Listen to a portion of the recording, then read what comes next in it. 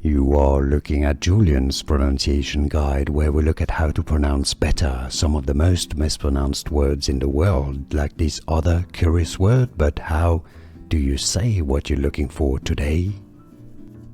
We are looking at how to pronounce these words and more confusing vocabulary, and also names of specific wine-producing areas, so stay tuned to the channel to learn more. In British English it's said as vineyard, vineyard, vineyard.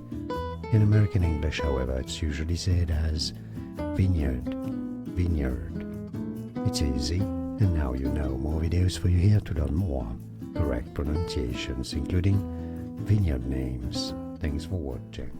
Here are more videos on how to pronounce more confusing words and names too many mispronounced. Like this video if you found it useful. I appreciate your support. I'll see you soon, and thanks for watching.